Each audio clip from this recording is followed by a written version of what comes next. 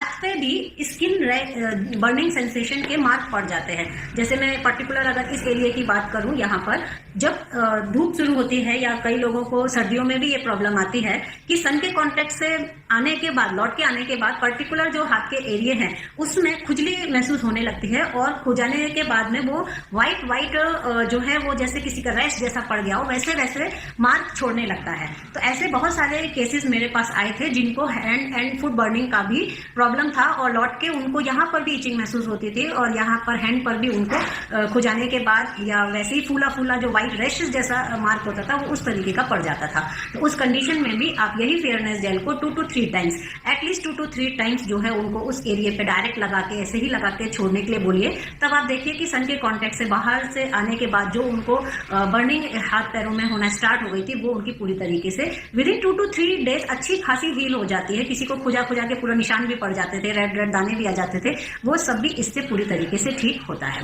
उसके बाद fairness jail का उपयोग आप एंटी सेलुलाइट जेल बनाने के लिए भी यूज कर सकते हैं। मैंने आपको एंटी सेलुलाइट ऑयल बनाना बताया है, एंटी सेलुलाइट क्रीम बनाना बताया है, अभी मैं आपको एंटी सेलुलाइट जेल बनाना बताती हूँ। कई लोग जेल मसाज भी बहुत पसंद करते हैं। तो जेल के लिए क्या है, बस बेस ही चेंज होना है। जब आप जेल का नाम लें तो आप फेयरनेस जेल यूज कर लीजिए, ऑयल का नाम लें तो आप सैलून ऑयल या कोकोनट ऑयल कुछ भी यूज कर लीजिए, क्रीम का नाम लें तो विटामिन ई का लोशन या फिर बॉडी बटर कुछ भी यूज कर लीजिए।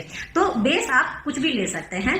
तो एंटी सेलुलाइट जेल बनाने के लिए आपको क्या करना है, 100 ml ये जो ऑलरेडी है 100 ml का फेयरनेस जेल ले लीजिए। इसमें से जेल किसी कंटेनर में निकाल लीजिए और उसमें करीब 10 कैप्सूल अमृत शक्ति के फोड़ दीजिए। उसमें बहुत ज्यादा पावर होती है ब्लड सर्कुलेशन को इंप्रूव करने के लिए। और 3 ml टी ट्री ऑयल ले लीजिए।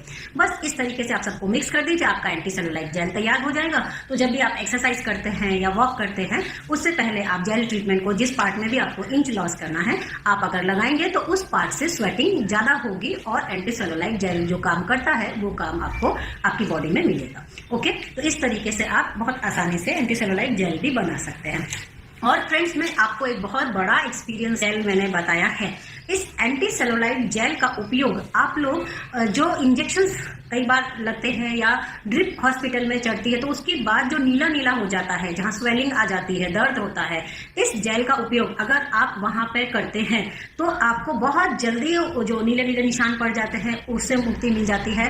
और जो पेन होता है, जैसे ड्रिप चढ़ रही है तो एक हाथ में स्वेलिंग आ गई है तो वो ड्रिप बदल के दूसरे हाथ में लगाई जाती है, तो जो ये वाला हाथ रह जाता है हॉस्पिटल में जो कि पेनफुल होता रहता है और अपने आप उसको अगर हील होने के लिए उसका वेट करेंगे तो 3 से 4 दिन लग जाते हैं उसमें से दर्द हटने के लिए।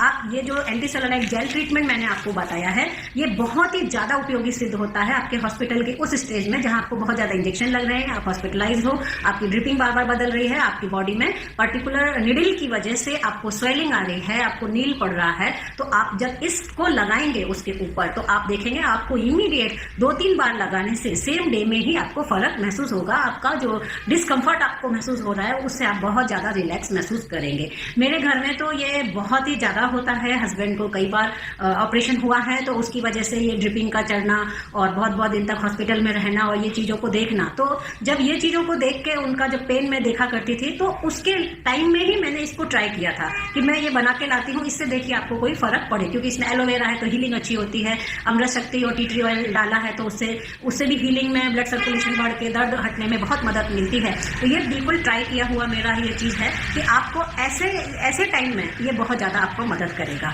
और इसके अलावा और एक चीज है कि जो लोग इंसुलिन लगाते हैं, मेरे हस्बैंड पेन में 3 बार इंसुलिन लगाते हैं, जिसकी वजह से जितने भी लोग इंसुलिन लेते हैं उसकी निडल से भी छोटे छोटे गांठें जैसी पड़ने लगती है या फिर दोबारा उसी एरिया में पंच अगर हो जाता है निडल लगाते में तो उनको पेन होता है। तो आप यही एंटी सेलुलाइट जेल नहाने के बाद जरूर लगाइए। आप जिस एरिया में भी इंसुलिन लेते हैं, कई लोग थाई पे लेते हैं, कई लोग टमी पे लेते हैं, तो जिस एरिया पे भी आप इसको लेते हैं आप नहाने के बाद इस जेल ट्रीटमेंट को जरूर लगाइए। मेरे हस्बैंड कंपलसरी इसको लगाते हैं। तो 3 टाइम इंसुलिन लेने के बाद भी और हॉस्पिटलाइज जब भी होते हैं तब तो इंसुलिन बहुत बार लगाई जाती है, बार बार 3 बार टेस्ट करके क्या पीपी निकला है, क्या फास्टिंग का निकला है, ये पूरा चेक कर करके ही इंसुलिन ना जाने कितनी बार दी जाती है। और प्रिकिंग भी बहुत ज़्यादा होती है, हैंड प्रिकिंग बार बार होती है टेस्टों के लिए, क्योंकि जब डायबिटिक पेशेंट कोई भी चीज़ के लिए हॉस्पिटलाइज होता है तो सबसे बड़ा कंट्रोल उसकी डिसीज के साथ उसके डायबिटीज कंट्रोल पर भी आता है,